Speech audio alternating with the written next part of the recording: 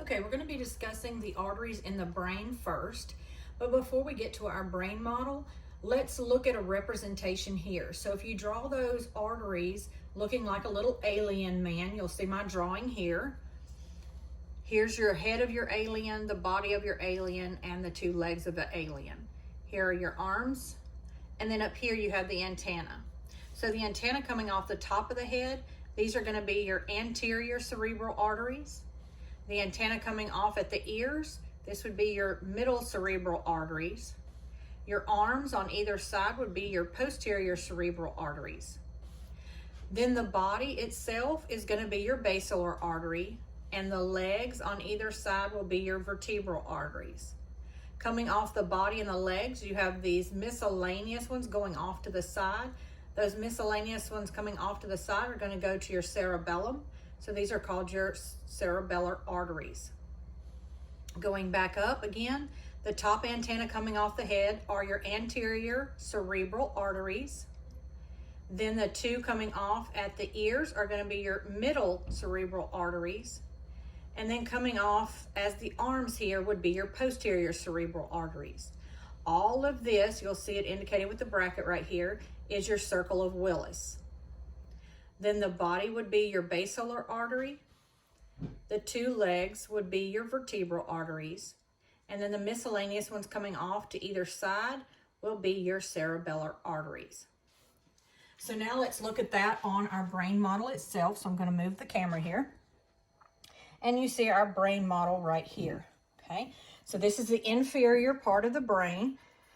You can see the cerebellum down here. Okay, so you know this is the inferior side. So right here would be the circle with the head. We don't have a circle on our model, but we do have these two little nubs. So you have a nub here. That nub is going to be your middle cerebral artery.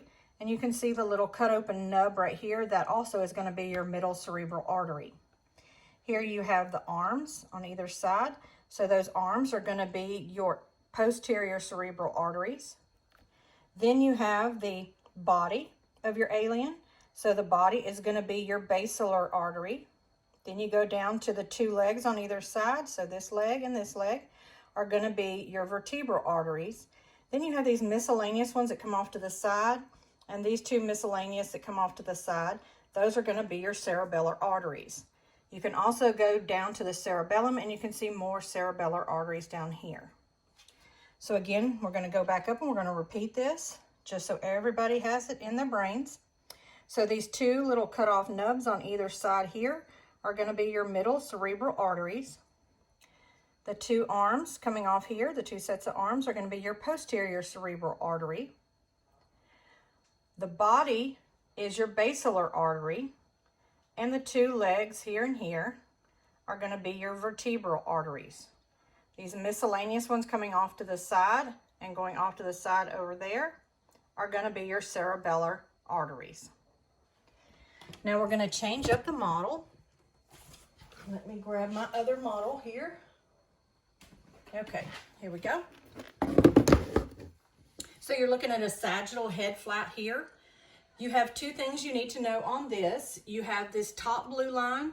This top blue line represents the superior sagittal sinus. And this little blue line that comes up above the cerebellum is going to be your transverse sinus. So again, top blue line, superior sagittal sinus, and the blue line that comes up here just above the cerebellum is going to be the transverse sinus. Now we're going to switch models again, and now we're going to be looking at our lung model. Okay, so on our lung model, I'm going to have to be holding this in my hand so I can move it so you can see it all. Okay. So this is going to be our inferior vena cava and our superior vena cava. Inferior vena cava, superior vena cava. Coming off of that, you have this diagonal area right here. That diagonal is going to be our brachiocephalic vein. Then it's going to go to these curved areas right here in blue. Those curved blues are going to be our left and right subclavian veins. And then we're going to have the two blues that are going to go straight up here. They're going to go up into the neck. These are going to be our left and right internal jugulars. Let's go back down to the heart area. We have the blue structures coming off here. This blue structure is your pulmonary trunk. And the pulmonary trunk is going to lead to the blue structure here, which is your pulmonary artery. It's going to take blood to the lungs. The blood will be reoxygenated here in the lungs, and the oxygenated blood will return to the heart in these red vessels, which are your pulmonary veins. Again, we're starting back at the heart. This up here would be the aorta, and off of the aorta, you have three little tributaries. You have B, C, S. So here is your brachiocephalic trunk, your left common carotid artery, and your left subclavian artery. If you go up, this is your B, so this is still your brachiocephalic trunk. You have the reds that curve around, so this one that curves and this one that curves. This is going to be your left and right subclavian artery. And then you have the red vessels that go straight up into the neck. These are going to be your common carotid arteries. Again, they're going to go straight up the neck. Okay. Going down, again, you see your inferior vena cava. Then here you will see your abdominal aorta. So the aorta is up here. It's going to curve around behind the heart. So when it curves around and goes behind the heart, that's going to be your descending aorta. And then it will continue and it will come down here into the abdominal area where it's renamed as your abdominal aorta.